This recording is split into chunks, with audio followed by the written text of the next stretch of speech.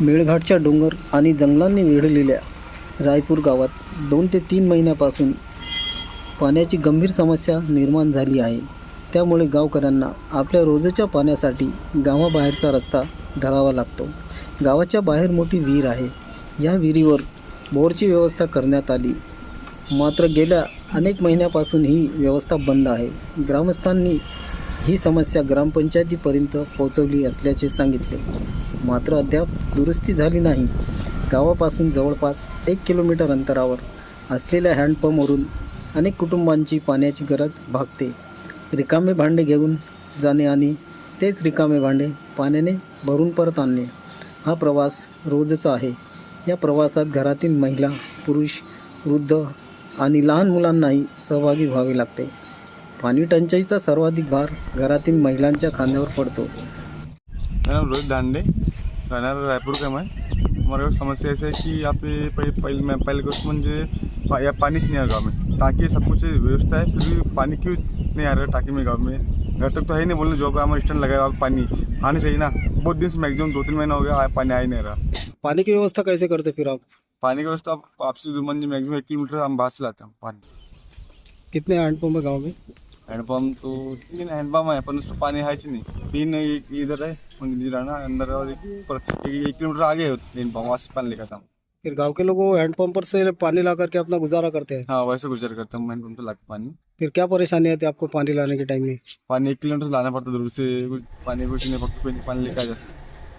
End time में कैसा खाना वाना बच्चे के लिए बनाना पड़ता, मतलब टाइम हो जाता। अब 10-11-12 बज जाता है, स्कूल चालू कितने टाइम हो जाता। हम स्कूल बच्चे स्कूल जा नहीं सकता, हम खुद के बच्चे पानी के लिए जाता हमारा। क्या करेंगे, उतना पानी नहीं, व्यवस्था नहीं, तो कैसे हो सकता हमारा। और गांव की लोक संख्या कितनी है? गाँव की लोकसंख्या मॅक्झिमम 2000 करीबन आहे। पाणी आणणे, घरातील कामे आणि मुलींची जबाबदारी या सगळ्यांचा वेळ आणि श्रम महिलांना द्यावे लागते. पाण्यासाठी जाणारा प्रत्येक फेर म्हणजे त्यांच्या दिवसातील अतिरिक्त श्रम. पाण्याची समस्या केवळ घरगुती मर्यादित राहत नाही. पाण्यासाठी जाणाऱ्या मुलांच्या शिक्षणाच्या वेळेवर ही त्यांचा परिणाम होतो. शाळेची बॅग घेण्यापूर्वी काही मुलांच्या हातात पाण्याचे भांडे येतात. गावातील प्रत्येक घरापर्यंत नळ पोचला आहे, पण त्या नळातून पाणी कधी येणार? गावाबाहेरील बंद बोर कधी सुरू होणार? आणि पाण्यासाठी 1 किलोमीटरचा प्रवास गावकऱ्यांच्या वाटेला आणखी किती दिवस राहणार? रायपूरच्या ग्रामस्थांची मागणी मोठी नाही.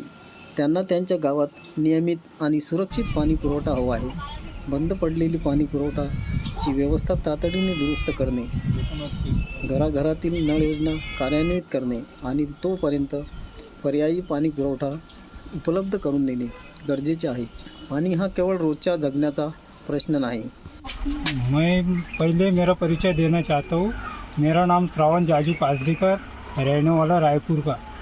पानी की समस्या, पानी 2 महीने से पानी भी नहीं आ रहा है गांव में। हो गया 1.5 महीना 2 महीना खान पानी नहीं आ रहा है यहाँ। कहाँ पानी आ रहा ही नहीं है यहाँ। कहाँ से लाते पानी? वो आपसी से नहीं तो स्तंभ में जाएगा, स्तंभ में भी कहाँ पानी मिलता। वो न उनका बोर है तो वहाँ भी नहीं मिलता पानी। वो बड़ा कुआ भी तो पूरा बुझ गया और पानी नहीं आए उसमें। उसको वजह से ही नल का पानी मिल जाएगा तो क्या परेशानी होती है तुम्हारे को पानी नहीं है तो? पानी का ही बहुत तकलीफ है हमको, बहुत परेशान है पानी का। कितने दूर जाना पड़ता पानी के लिए? ये आपसी में नहीं तो उधर स्तंभ का आपसी में जाएंगे तो वहाँ भी पानी नहीं मिलता। कितने लोग रहते गाँव में?